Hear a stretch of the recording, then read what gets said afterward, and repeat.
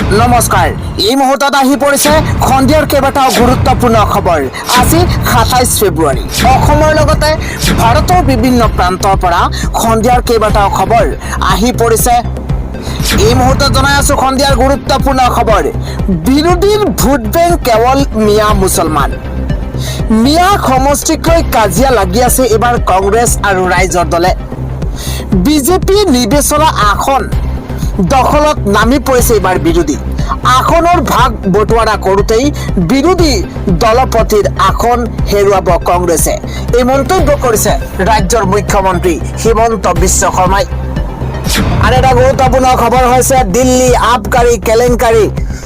কেজৰিৱাল আৰু চিচুডিয়াসহ 23 অভিযুক্তক দোষমুক্ত ঘোষণা কৰা হৈছে। এটা বিগ ব্ৰেকিং এই মুহূৰ্তত জনোৱাৰ চেষ্টা কৰিছো। দিল্লী আবকাৰী কেলেংকাৰীৰ গোচৰত প্ৰাক্তন মুখ্যমন্ত্ৰী অৰবিন্দ কেজৰিৱাল, উপ মুখ্যমন্ত্ৰী মনীষ চিচুডিয়াক দোষমুক্ত ঘোষণা কৰা হৈছে। মুঠ 23 গৰাকী অভিযুক্তক দোষমুক্ত ঘোষণা কৰিছে দিল্লীৰ ৰাউজ এভিনিউৰ বিশেষ আদালতে। মুঠ 23 গৰাকী অভিযুক্তক দোষমুক্ত ঘোষণা কৰা হৈছে। এটা ডাঙৰ খবৰ জনোৱাৰ চেষ্টা কৰিছো দিনটোৰ। CBIৰ গোচৰত দোষমুক্ত ঘোষণা বিশেষ আদালত বিশেষ ন্যায়াধীশ জিতেন্দ্ৰ সিঙৰ আদালতৰ। প্ৰমাণ অবিহনেই দোষী সাব্যস্ত কৰিব নোৱাৰিব বুলি আদালতৰ ৰায়ত উল্লেখ হৈছে। আবকাৰী নীতিত কোনো ষড়যন্ত্ৰৰ প্ৰমাণ নোপোৱাৰ কথাও ৰায়ত উল্লেখ কৰিছে আদালতে। তদন্তকাৰী সংস্থাটোৱে ষড়যন্ত্ৰমূলক আখ্যাত গঢ়ি তোলাৰ চেষ্টা কৰা বুলি ৰায়ত উল্লেখ আছে। কেৱল অনুমান আৰু কল্পনাৰ ভিত্তিতহে এনে ষড়যন্ত্ৰৰ চেষ্টা কৰা হৈছে বুলি উল্লেখ কৰা হৈছে। এইবাৰ আদালতৰ ৰায়ৰ পাছতেই আৱেগিক হৈ সাংবাদিকৰ আগত চকুলো হুক হুকাই কান্দি উঠিছে এইবাৰ দিল্লীৰ প্ৰাক্তন মুখ্যমন্ত্ৰী অৰবিন্দ কেজৰিৱালে। আজি অতি ডাঙৰ খবৰ। মুখ্যমন্ত্ৰীয়ে এতিয়া কেৱল ধনী ঠিকাদাৰবোৰকহে গুৰুত্ব দিয়ে। সেয়েহে যেনি তেনি কেৱল ফ্লাই অভাৰ বনাই আছে, কিন্তু গাঁৱৰ মানুহে যে বিশুদ্ধ খোৱা পানী পোৱা নাই তাত গুৰুত্ব নাই। সময় পৰিৱৰ্তনৰ যাত্ৰাৰ যোগেদি এইবাৰ কংগ্ৰেছ ৰাইজৰ অলিয়ে গলিয়ে এতিয়া সোমাই গৈছে। গোলাঘাটত প্ৰদেশ কংগ্ৰেছৰ সভাপতি গৌৰৱ গগৈয়ে এই মন্তব্য কৰিছে। আন এটা ডাঙৰ খবৰ। এইবাৰ প্ৰশাসনত মুখ্যমন্ত্ৰীৰ স্বচ্ছ নিকা নিযুক্তিৰ দাবী। মুখ্যমন্ত্ৰীয়ে নিযুক্তি পত্ৰ দিয়া 98 প্ৰাৰ্থীৰে নথি পত্ৰ ভুৱা। এইবোৰত আটাইতকৈ ডাঙৰ খবৰ। প্ৰশাসনত পৰিণত মুখ্যমন্ত্ৰী হিমন্ত বিশ্ব শৰ্মাৰ স্বচ্ছ নিকা নিযুক্তিৰ দাবী। ADR-ত ভুৱা নথি পত্ৰৰে বহিৰাগতক নিযুক্তি হিমন্ত বিশ্ব শৰ্মা চৰকাৰৰ। এটা বিগ ব্ৰেকিং। চাহ জনগোষ্ঠীত সংৰক্ষিত পদত বহিৰাগত প্ৰাৰ্থীক নিযুক্তি এইবাৰ চৰকাৰৰ। এই মুহূৰ্তত ডাঙৰ খবৰ জনোৱাৰ চেষ্টা কৰিছো। চাহ জনগোষ্ঠীৰ সংৰক্ষিত পদত বহিৰাগত প্ৰাৰ্থীক নিযুক্তি চৰকাৰৰ। চাহ জনজাতিৰ ভুৱা নথি পত্ৰ দাখিল কৰি চাকৰিত মকৰল 123 গৰাকী প্ৰাৰ্থীৰ। এটা বিগ ব্ৰেকিং এই মুহূৰ্তত। চাহ জনজাতিৰ ভুৱা নথি পত্ৰ দাখিল কৰি চাকৰিত এবাৰ 123 গৰাকী প্ৰাৰ্থী। ইফালে ভুৱা নিযুক্তিৰ তথ্য পোহৰলৈ আনি তদন্তৰ দাবী উত্থাপন কৰিছে দল সংগঠনে। দল সংগঠনৰ দাবীত পৰীক্ষণ সমিতি গঠন কৰি বৃহস্পতিবাৰে নথি পত্ৰ পৰীক্ষা কৰে সমিতিয়ে। পৰীক্ষণৰ সময়তে 123 গৰাকী প্ৰাৰ্থীৰ 98 গৰাকীৰে নথি পত্ৰ ভুৱা বুলি প্ৰমাণিত হৈছে। 22 জানুৱাৰীত খুদ মুখ্যমন্ত্ৰীয়ে এইসকল প্ৰাৰ্থীক বিতৰণ কৰিছিল নিযুক্তি পত্ৰ। 2026ত কংগ্ৰেছৰ চৰকাৰ অহাটো নিশ্চিত। এই মুহূৰ্তত বিগ পলিটিকেল ব্ৰেকিং নিউজ। 2026ত কংগ্ৰেছৰ চৰকাৰ অহাটো নিশ্চিত। পৰিৱৰ্তন যাত্ৰাই ৰাজ্যত যথেষ্ট প্ৰভাৱ পেলাইছে। এই মুহূৰ্তত এটা ডাঙৰ খবৰ জনোৱাৰ চেষ্টা কৰিছো। এইবাৰ কংগ্ৰেছ কৰ্মীৰ সাহস দেখি ৰাইজ নিশ্চিত হৈছে। ৰাজ্যৰ ভিন্ন প্ৰান্তত কংগ্ৰেছ কৰ্মীসকলে আমাক স্বাগতম জনাইছে। কংগ্ৰেছ চৰকাৰ গঠন কৰিম বুলি আনুষ্ঠানিক ঘোষণা গৌৰৱ গগৈৰ। এটা ডাঙৰ খবৰ। 2026ত ৰাজ্যত গঠন হ'ব কংগ্ৰেছৰ চৰকাৰ। পৰিৱৰ্তন যাত্ৰাই ৰাজ্যত যথেষ্ট প্ৰভাৱ পেলাইছে। কংগ্ৰেছ কৰ্মীৰ সাহস দেখি ৰাইজ এতিয়া নিশ্চিত হৈছে। আমি জনাই গৈছো সন্ধিয়াত আন এটা গুৰুত্বপূৰ্ণ খবৰ। পবিত্ৰ ৰমজান মাহতে ভাল খবৰ আহি পৰিছে, কিয়নো মুছলমানৰ বিৰুদ্ধে উৎপীড়ন ৰুধিবলৈ আহিছে নতুন আইন। এটা বিগ ব্ৰেকিং এই মুহূৰ্তত মুছলমানৰ বিৰুদ্ধে উৎপীড়ন ৰোধ কৰিবলৈ আহিছে নতুন আইন। ইছলামৰ বিৰুদ্ধে এতিয়াৰে পৰা চলাব নোৱাৰিব অপপ্ৰচাৰ ঘৃণা। এনে কাৰ্যক আইন বিৰোধী ধৰ্মীয় বিভেদ আখ্যা ৰাষ্ট্ৰসংঘৰ। এটা ব্ৰেকিং নিউজ মুহূৰ্তত ইছলাম সমাজক সুৰক্ষিত কৰাৰ স্বাৰ্থত এই আইন আনিব চৰকাৰে। ইছলামোফোবিয়াৰ বিৰুদ্ধে কাউন্সিল গঠনৰ ঘোষণা ব্ৰিটেইন চৰকাৰৰ। এনে কাৰ্য ৰোধৰ বাবে পৰিষদৰ ঘোষণা ব্ৰিটেইনৰ উপ প্ৰধানমন্ত্ৰীৰ। মুছলমানৰ বিৰুদ্ধে ঘৃণা বিয়পালে জেল পৰ্যন্ত হ'ব পাৰে দোষীৰ। কোনো চৰকাৰ ৰাজনৈতিক নেতাও সাৰি নাযাব এই আইনৰ পৰা। পবিত্ৰ ৰমজান মাহতে আহি পৰিছে এটা ভাল খবৰ। আমি জনাই আছো আন এটা ডাঙৰ আন্তঃৰাষ্ট্ৰীয় বিগ ব্ৰেকিং নিউজ, কিয়নো পাকিস্তান আৰু আফগানিস্তানৰ মাজত যুদ্ধ আৰম্ভ। যুদ্ধ ঘোষণা এবাৰ খোৱাজা আসিফৰ। আন্তঃৰাষ্ট্ৰীয় খবৰ জনোৱাৰ চেষ্টা কৰিছো। আফগানিস্তানৰ বিৰুদ্ধে পূৰ্ণকালীন যুদ্ধ ঘোষণা পাকিস্তানৰ। এটা বিগ ব্ৰেকিং মুহূৰ্তত পাকিস্তানীৰ ওপৰত আফগানিস্তানৰ ভয়ংকৰ আক্ৰমণৰ পাছতে যুদ্ধ ঘোষণা কৰা হৈছে। প্ৰতিশোধৰ বাবেই এইবাৰ পাকিস্তানত আক্ৰমণ কৰিছিল আফগানিস্তানে। আফগানিস্তানৰ আক্ৰমণত 55 পাকিস্তানী সৈন্য নিহতৰ খবৰ আহি পৰিছে। আফগানিস্তানৰ আক্ৰমণৰ পাছতে খোৱাজা আসিফৰ যুদ্ধ ঘোষণা।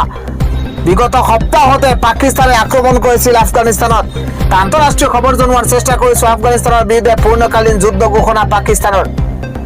আফগানিস্তানৰ ওপৰত আফগানিস্তানৰ ভয়ংকৰ আক্ৰমণৰ পাছতে এতিয়া যুদ্ধ ঘোষণা কৰা হৈছে। জনাই গৈছো আন এটা ডাঙৰ খবৰ। ৰাজ্যত ভয়ংকৰ ঘটনা। এইবাৰ তীব্ৰবেগী ৰেলৰ বাবে ভয়ংকৰ দুৰ্ঘটনা সংঘটিত হৈছে। ৰোজাৰ মাজতেই কৰুণ মৃত্যুক সাৱটি লৈছে শফিকুল ইছলামে। এটা ডাঙৰ খবৰ। চেহেৰীৰ বাবে বজাৰ কৰি ঘৰলৈ উভতাৰ সময়তেই এই কৰুণ ঘটনা সংঘটিত হৈছে। যোগীগোপাৰ ভাৰালকুণ্ডি দশম খণ্ড গাঁৱত কৰুণ কান্দোনৰ ৰোল উঠিছে। এই মুহূৰ্তত ডাঙৰ খবৰ। নিউ বঙাইগাঁৱৰ পৰা গুৱাহাটী অভিমুখী কৰমভূমি এক্সপ্ৰেছৰ খুন্দাত নিহত হৈছে শফিকুল। ৰমজান মাহতেই আহি পৰিছে দুখবৰ। ঘটনাস্থলীত ৰেল আৰক্ষী উপস্থিত হৈ মৃতদেহ উদ্ধাৰ কৰি মৰণোত্তৰ পৰীক্ষাৰ বাবে ইতিমধ্যে প্ৰেৰণ কৰিছে বুলি জানিব পৰা গৈছে। আন এটা বিগ ব্ৰেকিং নিউজ। আজিৰ সন্ধিয়াৰ সবাতোকৈ ডাঙৰ খবৰ। জুবিন গাৰ্গৰ ন্যায় প্ৰক্ৰিয়াৰ পৰা অৰুণোদয় হিতাধিকাৰীলৈকে মুখ্যমন্ত্ৰীৰ 23টাকৈ বৃহৎ ঘোষণা। Big breaking. জুবিন গাৰ্গৰ ন্যায় প্ৰক্ৰিয়াৰ পৰা আৰম্ভ কৰি হিতাধিকাৰীলৈকে মুখ্যমন্ত্ৰী হিমন্ত বিশ্ব শৰ্মাই 23টাকৈ বৃহৎ ঘোষণা কৰিছে। কি কি ঘোষণাত আছে প্ৰতিটোকে শেহতীয়া আপডেট জনোৱাৰ চেষ্টা কৰিছো। বিগ ব্ৰেকিং ডাঙৰ খবৰ। আশা কৰ্মী আৰু আশা ছুপাৰভাইজাৰলৈ আশা এক্সপ্ৰেছ প্ৰদানৰো ঘোষণা কৰা হৈছে। 10 মাৰ্চৰ পুৱা 11 বজাত ৰাজ্যত লাখ লাখ অৰুণোদয় হিতাধিকাৰীয়ে লাভ কৰিব 9,000কৈ টকা। কেৱল সিমানেই নহয়, মুখ্যমন্ত্ৰীগৰাকীয়ে আন কেতবোৰ ডাঙৰ ঘোষণা কৰিছে। ডিবিটিৰ যোগে পুৱা 11 বজাত এই ধন ৰাশি লাভ কৰিব প্ৰতিগৰাকী অৰুণোদয় হিতাধিকাৰীয়ে এই ধন লাভ কৰিব চৰকাৰৰ ধন। ইফালে 33,656 গৰাকী আশা কৰ্মী আৰু 2,570 গৰাকী আশা ছুপাৰভাইজাৰক স্কুটি দিব চৰকাৰে। ডাঙৰ ঘোষণা কৰিছে এইবাৰ জুবিন গাৰ্গৰ পৰা আৰম্ভ কৰি অৰুণোদয়লৈকে কেইবাটাও বৃহৎ ঘোষণা কৰিছে মুখ্যমন্ত্ৰীগৰাকীয়ে। 326 গৰাকী হিতাধিকাৰীয়ে মিছন বসুন্ধৰাৰ অধীনত মাটিৰ পট্টা লাভ কৰিছে। সতী সাধনী বিশ্ববিদ্যালয়ৰ সমীপতে নিৰ্মাণ হ'ব হোষ্টেল আৰু মিউজিয়াম। ইয়াৰ বাবেই গোলাঘাট জিলা চুতীয়া ছাত্ৰ সন্থাক 8 বিঘা ভূমি আবণ্টন দিয়া হৈছে। শিলচৰত 5-ষ্টাৰ হোটেল নিৰ্মাণৰ বাবে 103 কোটি টকা পুঁজিত অনুমোদন জনোৱা হৈছে।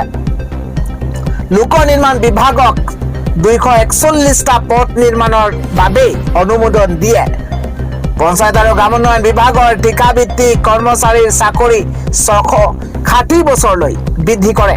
কেৱল সিমানেই নহয়, যিসকলৰ বয়স 45 বছৰ অতিক্ৰম কৰিছে তেওঁলোকৰ কাৰ্যকাল 60 বছৰলৈ বৃদ্ধি কৰা হৈছে। জুবিন গাৰ্গক ন্যায় প্ৰদানৰ বাবে চৰকাৰে গঠন কৰিব ফাষ্ট ট্ৰেক আদালত। ডাঙৰ খবৰ, আদালত গঠন কৰাৰ বাবে কমিটি গঠনৰ সিদ্ধান্ত গ্ৰহণ কৰিছে কেবিনেটত। গুৱাহাটী উচ্চ ন্যায়ালয়ে প্ৰদান কৰিব গাইডলাইন।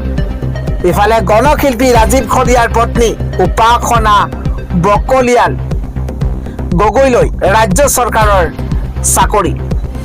ৰাজীৱ খদিয়াৰ সংগীত জগতৰ প্ৰতি থকা অৱদানক সন্মান অসম চৰকাৰৰ। এটা ডাঙৰ খবৰ, ভাল খবৰ জনোৱাৰ চেষ্টা কৰিছো। তৃতীয় বৰ্গৰ চাকৰি প্ৰদানৰ ঘোষণা মুখ্যমন্ত্ৰী হিমন্ত বিশ্ব শৰ্মাৰ। তৃতীয় বৰ্গৰ চাকৰি প্ৰদানৰ কথাও ঘোষণা কৰিছে মুখ্যমন্ত্ৰী হিমন্ত বিশ্ব শৰ্মাই। তিনিচুকীয়া জিলাতেই লাভ কৰিব চাকৰি। নিৰ্বাচনী অধিসূচনা জাৰি কৰাৰ পূৰ্বেই নিযুক্তি প্ৰদানৰ পৰিকল্পনা হাতত লৈছে চৰকাৰে। ৰাজ্যিক কেবিনেটৰ অন্তত এই ঘোষণা কৰিছে ৰাজ্যৰ মুখ্যমন্ত্ৰী হিমন্ত বিশ্ব শৰ্মাই। জনাই গৈছো আন এটা পলিটিকেল ডাঙৰ খবৰ। এবাৰ 40টা সমষ্টিত বিজেপিয়ে দিব নতুন প্ৰাৰ্থী। আউট হ'ব বৰ্তমান বহু বিধায়ক। এই মুহূৰ্তত বিগ ব্ৰেকিং জনোৱাৰ চেষ্টা কৰিছো। 40টা সমষ্টিত বিজেপিয়ে দিব নতুন প্ৰাৰ্থী। পলিটিকেল ডাঙৰ খবৰ, টিকট নাপায় বৰ্তমান বহু বিধায়কে। বহু বিধায়কৰ টিকট কৰ্তন কৰিবলৈ সাজু হৈ পৰিছে বিজেপি। বহু বিধায়কৰ টিকট কৰ্তন কৰিবলৈ সাজু হৈ পৰিছে বিজেপি। এটা ব্ৰেকিং নিউজ, ৰিপৰ্ট কাৰ্ড বেয়া হোৱা বিধায়কে নাপাব টিকট। 26ৰ ৰণত ৰিক্স নলয় বিজেপিয়ে। এটা ডাঙৰ খবৰ, গ্ৰাউণ্ড জিৰ' ৰিপৰ্ট সংগ্ৰহ কৰিছে বিজেপিয়ে। টিকটৰ ক্ষেত্ৰত কোনো ধৰণৰ কম্প্ৰমাইজ নকৰে 26ত বিজেপিয়ে। গুৰুত্বপূৰ্ণ খবৰ, 2026ৰ বিধানসভা নিৰ্বাচনৰ বাবে মাষ্টাৰ প্লেন সাজু বিজেপিৰ। ৰাজ্যৰ প্ৰায় 40টা সমষ্টিত নতুন মুখক প্ৰাৰ্থিত্ব প্ৰদান কৰা হ'ব। গুৰুত্বপূৰ্ণ খবৰ, নতুন মুখে এইবাৰ বিজেপিৰ পৰা প্ৰতিদ্বন্দ্বিতা আগবঢ়াব। আগন্তুক নিৰ্বাচনত জয়ৰ সম্ভাৱনা থকা আসনৰ সংখ্যা বেছি। যুৱ প্ৰাৰ্থী আৰু মহিলা প্ৰাৰ্থীয়ে পাব অগ্ৰাধিকাৰ। গুৰুত্বপূৰ্ণ খবৰ, এইবাৰ বিজেপিৰ মিছন 103 103খন আসন দখল কৰাৰ সম্ভাৱনা আছে বিজেপি। মিত্ৰ দলেৰে আসন বুজাবুজি শীঘ্ৰে ৰাজহুৱা কৰা হ'ব। আমি জনাই গৈছো আন এটা ডাঙৰ খবৰ, আমি বহুত অশান্তিত আছো মন্তব্য কৰিছে জুবিন গাৰ্গৰ পত্নী গৰিমা শইকীয়া গাৰ্গে। গৰিমা শইকীয়া গাৰ্গে মন্তব্য কৰিছে ফাষ্ট ট্ৰেক আদালত গঠনৰ পাছতে ন্যায়ক লৈ ডাঙৰ মন্তব্য প্ৰাণৰ শিল্পী জুবিন গাৰ্গৰ পত্নী গৰিমা শইকীয়া গাৰ্গৰ। বিগ ব্ৰেকিং ডাঙৰ খবৰ, আমি বহুত অশান্তিত আছো। গৰিমা শইকীয়া গাৰ্গৰ মন্তব্য, আমি বহুত অশান্তিত আছো। আমি জানোৱে আমি দোষী কোন, কিদৰে হৈছিল আমি জানো। মন্তব্য কৰিছে গৰিমা শইকীয়া গাৰ্গে। জুবিনক ভাল পোৱা কোনোৱে নিবিচাৰে, অভিযুক্তই জামিন পোৱা। সঠিক দিশত ন্যায় প্ৰক্ৰিয়া চলি যোৱাটো আমি বিচাৰো। ডাঙৰ মন্তব্য কৰিছে গৰিমা শইকীয়া গাৰ্গে। জুবিনৰ টকাৰেই ইণ্ডাষ্ট্ৰী খুলিছিল সিদ্ধাৰ্থে। পুনৰ মহাবীৰ একুৱা খোলাৰ অনুমতি কিয় পালে বুজা নাই। কালি মহাবীৰ একুৱা কোম্পানী সিদ্ধাৰ্থৰ খোলাৰ অনুমতি দিয়া হৈছিল। তাৰ পাছতে প্ৰতিক্ৰিয়া প্ৰকাশ কৰিছে গৰিমা শইকীয়া গাৰ্গে। কৈছে পুনৰ মহাবীৰ একুৱা খোলাৰ অনুমতি কিয় পালে বুজা নাই। ফাষ্ট ট্ৰেক আদালতৰ ঘোষণাৰ পাছতে প্ৰথম প্ৰতিক্ৰিয়া প্ৰকাশ কৰিছে প্ৰাণৰ শিল্পী জুবিন গাৰ্গৰ পত্নী গৰিমা শইকীয়া গাৰ্গে। আমি জনাই গৈছো সন্ধিয়াৰ আন এটা ডাঙৰ খবৰ, দৌল উৎসৱ আৰু ফাকুৱাৰ উপলক্ষে আহি গৈছে 12টাকৈ নতুন এছপি। 12টাকৈ নতুন এছপি মানি চলিব লাগিব এইবাৰ ফাকুৱাত।